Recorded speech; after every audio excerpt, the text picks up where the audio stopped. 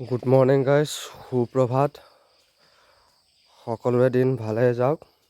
মই ধুনীয়াকৈ সাৰ পাই গ'লোঁ আৰু এতিয়া ৰেডি হ'ম ফিল্ডৰ কাৰণে।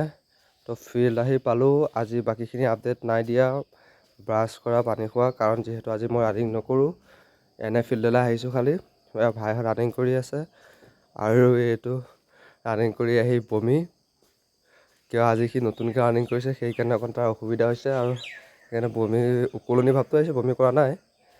আৰু এই ভাইহঁত ধুনীয়াকৈ খোজকাঢ়ি আছে সকলো।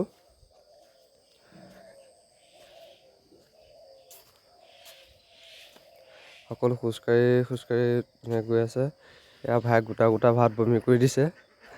ধেমালি কৰিছোঁ, গোটা ভাত নহয়, তাতে পৰিয়ে আছিলে, সি সেইকণতে বহি আছে, সেইকাৰণে ভিডিঅ'টো বনাই দিছোঁ। আৰু এই সকলো ধুনীয়াকৈ ৰানিং কৰি গৈ আছে। আজি যিহেতু ৰানিং নকৰোঁ সেইকাৰণে অলপ খোজকাঢ়ি লওঁ বুলি ভাবিছোঁ, ভাইটিৰ লগতে অলপ খোজকাঢ়ি লওঁ। এইটো আমাৰ গাঁৱৰ হেণ্ডচম বয়।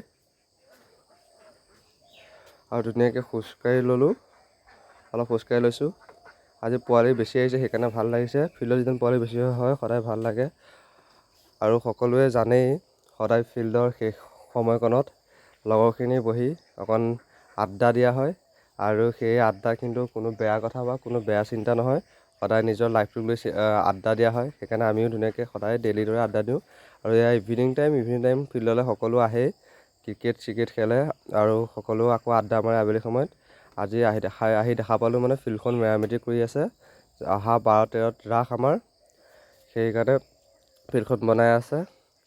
ঠিক আছে, thank you, bye bye, see you tomorrow next video' লগ পাই আছোঁ।